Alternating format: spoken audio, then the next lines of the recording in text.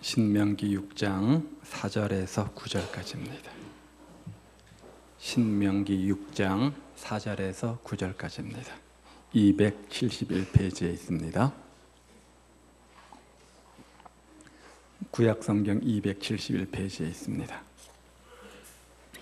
신명기 6장 4절부터 9절까지의 말씀을 한 절씩 교독하도록 하겠습니다.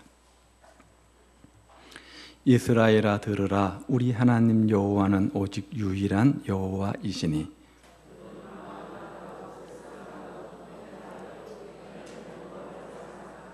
오늘 내가 네게 명하는 이 말씀을 너는 마음에 새기고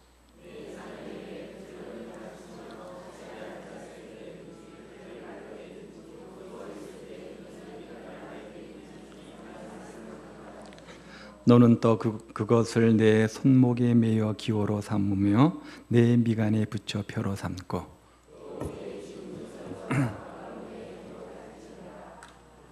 아멘. 아버지와 아들이라는 글의 일부분 내용입니다. 환경 미화원인 아버지, 또 작은 고물상을 운영하는 어머니는 어느 날 고급 브랜드의 청바지 옷을 입고 나타난 아들을 보고 의심이 들어서 어떻게 이 비싼 옷을 구입하게 되었느냐고 다그쳐 묻게 되어집니다. 부모의 성화에 못 이긴 아들은 버스에서 남의 지갑을 훔친 사실을 털어놓았습니다. 내 아들이 남의 것을 훔치다니, 내 아들이 남의 돈을 훔치다니. 그 말을 들은 아버지는 자리에 털썩 주저앉고 말았습니다. 잠시 후 정신을 차린 아버지는 아무리 환경이 어렵다고 해서 잘못된 길로 빠져서는 안 된다라고 하면서 아버지의 손을 잡고 눈물을 흘리며 경찰서로 데려가 자수하게 했습니다. 조사 과정에서 아들의 범죄 사실들이 다 밝혀지게 되었고 결국 아들은 법정에 서게 되었습니다. 아버지는 아들로 인해서 마음 아파하다가 그만 심장마비로 세상을 떠나게 됩니다. 재판이 있던 날 법정에서 어머니는 울먹이며 판사에게 이렇게 말을 합니다. 남편의 뜻대로 이 아들이 올바른 사람 되도록 엄한 벌을 내려주십시오. 장례가 숙연해졌습니다. 아들은 법정에서 눈물을 흘립니다. 아버지는 저 때문에 돌아가신 겁니다. 정말 잘못했습니다. 판결의 시간이 되었습니다. 판사가 선고를 합니다. 처벌을 내리지 않겠습니다. 뜻밖의 판결에 어리둥절해하는 당사자와 주위 사람들에게 판사는 그 이유를 말합니다. 우리는 이처럼 훌륭한 아버지를 둔 이 아들을 믿기 때문입니다. 시인인 카릴 지브라는 이런 시를 썼는데요. 쭉 보십시오. 그대의 아이들은 그대의 아이가 아니다. 그들이 비록 그대를 통해 태어났지만 그대로부터 온 것은 아니다. 그러므로 그들이 그대들과 함께 지낸다 하여도 그대에게 속한 것은 아니다. 그대는 아이들에게 그대의 사랑을 주되 그대의 생각까지 주려고 하지는 말라. 왜냐하면 아이들은 그들 자신만의 사명을 가지고 태어났기에 그대는 그대의 아이들을 날아가는 화살처럼 앞으로 나아가게 하는 활이니. 시간이 지나면 우리의 품에서 떠날 자식들, 표현은 활에서 떠나게 된 아이들로 표현되어 있죠. 어떻게 가르쳐서 하나님 뜻대로 살 것인가, 어떻게 하는 것이 하나님 합당한 방향으로 살도록 하는 것인가, 이것을 고민해야 되는 것이 누구라는 거예요? 부모라는 거예요. 오늘 신명기 6장은 모세가 행한 두 번째 설교 중에서 핵심 내용입니다. 신명기는 크게 세 개의 설교로 구성되어져 있죠. 그 중에서 두 번째 설교에 해당되는 부분이고 특별히 그 중에서도 핵심 내용을 담고 있습니다. 특별히 이 4절부터 9절까지의 내용들은 유대인들이 쉐마라고 부르는 내용이죠. 쉐마 이스라엘. 이 쉐마는 들으라 그런 뜻입니다. 듣다란 뜻도 있지만 또 순종한다 그런 뜻도 있다고 해요. 즉 하나님의 말씀을 듣고 순종하고 지켜 행하면 하나님께서 축복해 주실 것이다 라고 하는 아버지 하나님의 간절한 마음이 이 글 속에 담겨져 있는 겁니다. 그래서 유대인들은 이 본문을 암송하며 자녀 교육의 원리로 삼는다고 하죠. 소위 말한 유대식 교육, 쉐마 교육이 여기서 등장을 하는 겁니다. 그래서 부모들은 자녀들을 율법으로 가르치다가 13살이 되면 율법 시험을 치르게 한 다음 그 시험에 통과하게 되어지면 비로소 유대인이라 칭하게 되어집니다.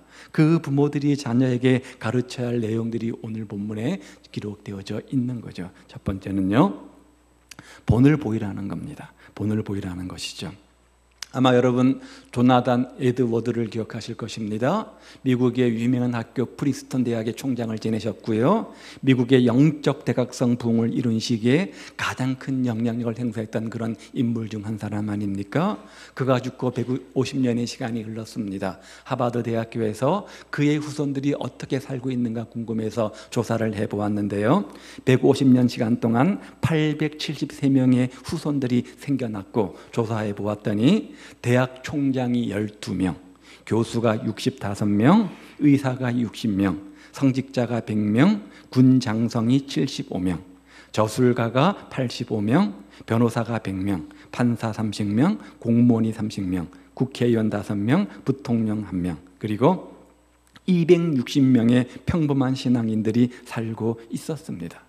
조사하던 사람이 깜짝 놀랐다고 해요. 큰 감동을 받았다고 합니다. 또 한편 반대로 또 한 사람을 조사해 보았는데 맥스 주크라고 하는 사람입니다.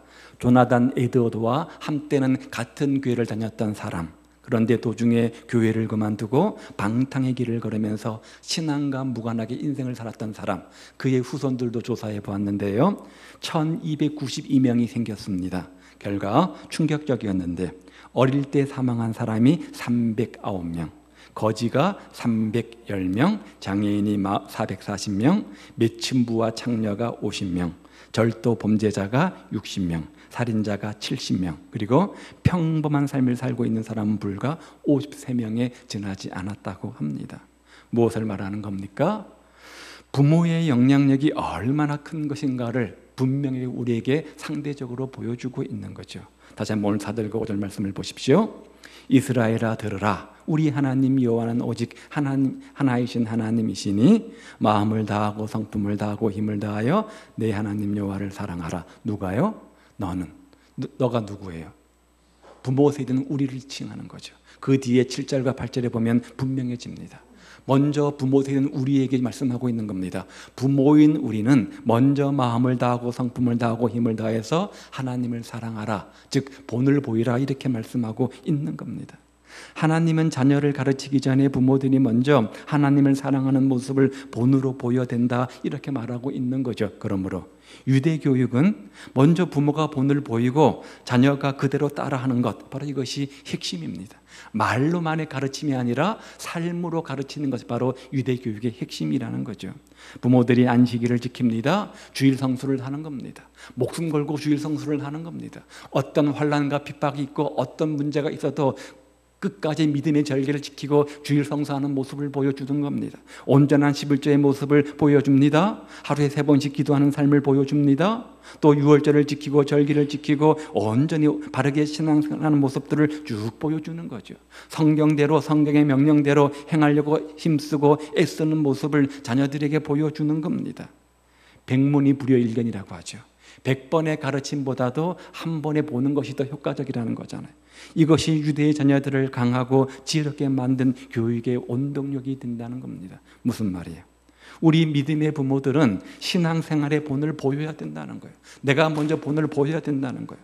하나님을 사랑하는 모습을 보여줘야 된다는 겁니다. 하나님을 믿는 자의 언행심사가 어떤 것인지 직접 보여줘야 된다는 겁니다. 자녀는 부모의 거울이라고 하잖아요. 부모의 모습을 그대로 본받고 행하게 되어져 있습니다. 죄악의 사슬을 끊고 믿음의 조상으로 본을 보이시기를 바랍니다. 신앙의 본을 보이는 부모가 되시기를 바랍니다. 기도의 본을 보이는 부모가 되시기를 바랍니다. 신앙생활은 이렇게 하는 것이다 라고 하는 본을 보이시기를 바랍니다. 그리하여 해서 우리 모두 믿음의 명문 가문을 일으키는 축복의 통로가 되는 그런 부모들 다 되시기를 우리 주님의 이름으로 축복을 드립니다. 부모가 먼저 좋은 제자가 돼야 돼요. 부모가 먼저 좋은 어떤 멘토 역할들을 해야 되지 않겠습니까? 가장 효과적 가르침은 본을 보이는 것을 기억하십시오. 자, 그런데 자녀에게 본을 보이려면 먼저 부모가 먼저 본을 받아야 되지 않겠습니까? 그래서 사도 바울은 이렇게 말하죠. 내가 그리스도를 본받은 자 된 것 같이 너희는 나를 본받는 자가 되라. 내가 자녀에게 나를 본받아라 팔로우미라고 말하기 전에 나도 누군가에게 본을 받아야 되잖아요. 그 대상이 누구라는 거예요? 우리의 부모일 수도 있고 우리의 영적 아버지 하나님일 수도 있다는 거죠. 본을 보이지 않으면, 말만 한다고 말만 하고 본을 보이지 않으면 자녀는 반발심을 갖게 되는 거잖아요. 책 제목인데요, 나는 평생 아버지 흉내만 내며 살았다. 무슨 의미입니까? 아버지를 자기 인생의 멘토 삼고 아버지의 삶을 그대로 답습하며 살았다는 것 아닙니까? 좋은 아버지이고 좋은 자녀인 것 같습니다. 오늘 우리는 어떻습니까? 물론 우리는 많이 부족합니다. 어떻게 다 매사에 좋은 본만 보일 수 있겠습니까? 그러니까 하나님의 은혜가 필요한 것이고 우리에게 기도가 필요한 것 아니겠습니까? 기도하고 기도하고 기도하십시오. 우리 자녀가 영적인 챔피언으로 우뚝 서기까지 정말 늘 기도하시고 자녀를 위한 기도의 불침번이 되시기를 바라고 매사에 할 수만 있다면 좋은 신앙의 본을 보이시기를 바랍니다. 그런 은혜가 우리 가운데 있기를 주의 이름으로 축복을 드립니다. 두 번째는 말씀을 가르쳤다는 것이죠. 링컨 대통령을 기억하시죠? 어릴 때 넉넉하지 못한 가정에서 태어났습니다. 어머니는 링컨이 태어나자마자 성경을 부지런히 읽어주며 성경 이야기를 들려주었습니다. 링컨이 9살 되었을 때 어머니는 그만 세상을 떠나게 되어지는데 그 세상을 떠나면서 마지막 유언을 남깁니다. 사랑하는 아들아, 너는 매일매일 성경을 읽어야 된다. 인생의 위기가 닥칠 때마다 더욱 성경을 읽어라. 삶의 기준을 하나님의 말씀에 두고 살아라. 이런 유언을 남기고 세상을 떠납니다. 그 후 링컨은 어머니의 유언을 마음에 담고 늘 열심히 성경을 읽었던 거죠. 성경을 읽고 또 읽고 또 읽고 그러면서 성경을 어머니의 유언처럼 자신의 삶의 인생의 캐논, 잣대로 삼고 기준으로 삼고 살았던 겁니다. 초등학교도 온전히 졸업하지 못한 링컨 아닙니까? 그런 그였지만 성경을 읽은 덕분에 지혜가 생겼습니다. 그 지혜로 수많은 사람들에게 선한 영향력을 끼치게 되었습니다. 그 결과 미국에 가장 존경받는 수많은 대통령이 있지만 지금도 가장 존경받고 추앙받는 대통령이 될 수 있었던 거죠. 삶의 기준을, 인생의 잣대를 하나님의 말씀으로 삼은 결과 아닙니까? 오늘 6절과 7절 말씀 보죠. 오늘날 내가 내게 명하는 이 말씀을 너는 마음에 새기되, 자, 그 다음에 뭐라고요? 내 자녀에게 부지런히 가르치며. 아까 4절과 5절은 마음을 다하고 뜻을 다하고 성품을 다해서 하나님을 사랑하라. 누가요? 부모인 우리가. 뿐만 아니라 말씀을 마음에 새긴 다음, 그런 다음 이제는 우리가 자녀에게 해야 될 일이 뭐냐? 그것을 본을 보이면서 가르치라는 거죠. 가르치라는 거죠. 쉐마를 부모들은 집에 앉아 있을 때든 길에 걸어갈 때든 누웠을 때든 일어날 때든 어떤 형편 가운데 있든 간에 반복해서 자녀에게 가르치라, 이렇게 7절은 말하죠. 그 다음 8절과 9절에 보시면 말씀을 네 손목에 매여 기호를 삼으며, 손목에 맨다는 의미는 말씀이 행동 지침이 되게 하라, 그런 의미를 가지고 있는 거예요. 또 미간에, 즉 이마에 붙인다, 이 말의 의미는 생각까지도 말씀의 지배를 받으라는 거예요.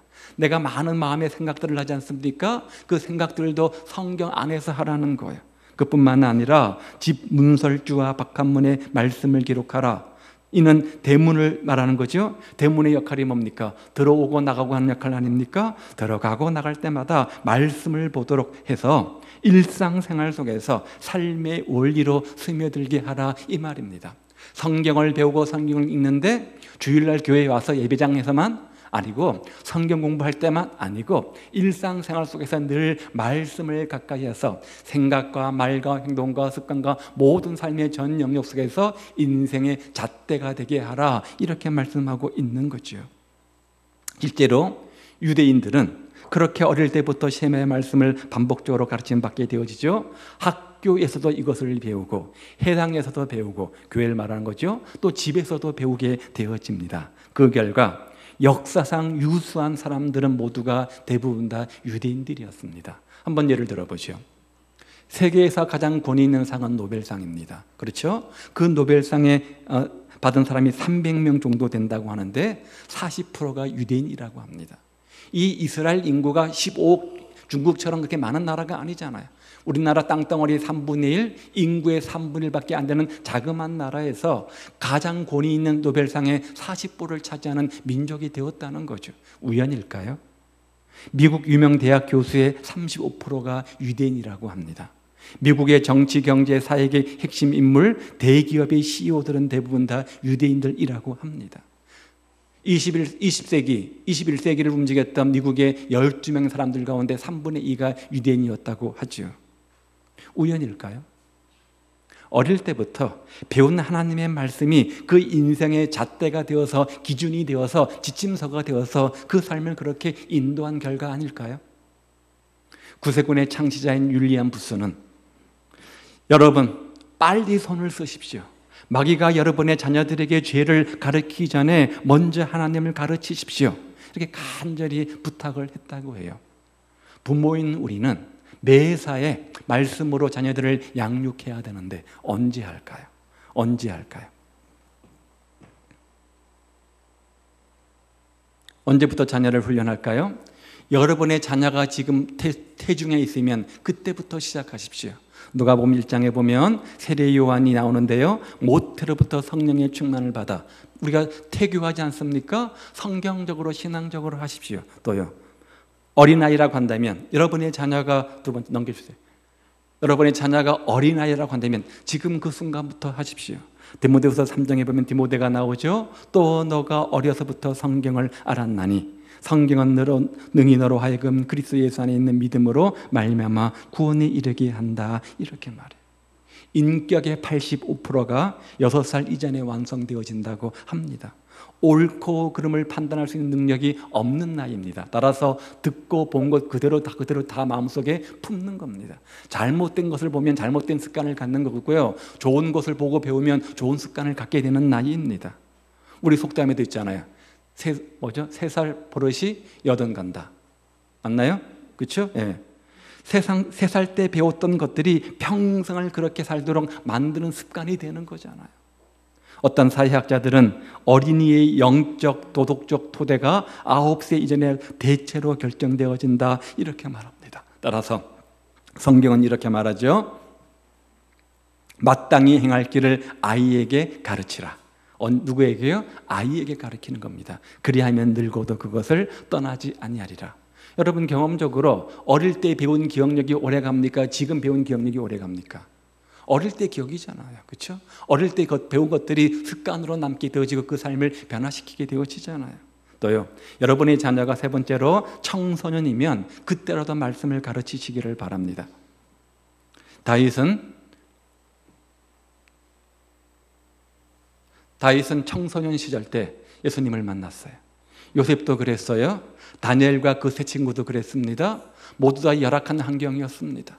왜 나에게 이런 어려움을 주시는가? 얼마든지 환경 탓, 조건 탓, 부모 탓할 수 있는 그런 환경들 아니었습니까? 그런데 다윗도 그러했고요, 요셉도 그러했고요, 다니엘과 그 세 친구도 그러했습니다. 절대로 환경 탓하지 않았습니다. 절대로 조건 탓하지 않았습니다. 왜 세상이 나를 하지 않았습니다. 현실 탓하지 않았습니다. 부모 탓하지 않았습니다. 주어진 환경 속에서 최선을 다해서 하나님을 바라보고 하나님 의지하고 열심히 인생을 살았더니 영적 챔피언이 되었고 그 결과 인생 챔피언이 되지 않았습니까? 영적인 챔피언들에게 하나님은 인생이 잘 되는 축복, 인생의 챔피언 되게 해주시는 겁니다. 영혼이 잘된 같이 범사가 잘 되는 거잖아요. 따라서 부모 여러분, 우리 자녀들이 어려서부터 영적인 챔피언 될 수 있도록 힘쓰시기를 바랍니다. 먼저 매사에 신앙의 본을 보이십시오. 그런 다음 그 말씀을 마음속에 새기고 그 말씀, 내 인생의 잣대되는 지침서 되는 말씀을 자녀에게 때를 얻든지 못 얻든지 힘써 가르쳐 양육하시기를 바랍니다. 나왔는데요, 1000명의 성도를 대상으로 설문조사한 겁니다. 언제 예수를 믿게 되었느냐라는 질문에 20세 이전에 대답한 사람이 548명, 21세부터 30세까지가 337명, 30살부터 40살까지가 96명, 50살까지가 15명, 50세 넘어서는 4명. 무슨 말입니까? 30세 이전에 예수를 믿은 사람들이 1000명 중 885명, 88%가 거의 90%가 30 청년 이전에 믿게 되었다는 거예요. 청년의 시기가 지나고 나면 예수님을 믿는 것이 그만큼 어려워진다는 것이죠. 오늘 우리는 어떻습니까? 자꾸만 신앙을 선택의 자유로 말합니다. 내가 부모지만 자꾸만 신약을 강요할 수 있느냐? 자녀에게 선택할 수 있도록 해줘야지. 맞는 말입니까? 아닙니다. 신앙은 선택일 수 없습니다. 신앙은 자유일 수 없습니다. 우리가 천국과 지옥을 믿는 사람이라고 한다면 예수 믿고 천국 가도록 힘쓰는 것이 당연한 것 아니겠습니까?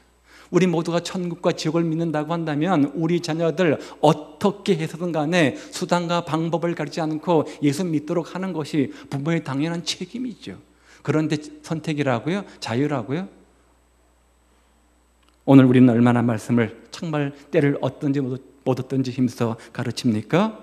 날마다 말씀을 가르치는 부모가 되십시오. 그래서 신앙이 여러분의 신앙이 계승되어지고 영적 3세대를 이루는 축복, 믿음의 명문 가문 되시기를 우리 주님의 이름으로 축복을 드립니다.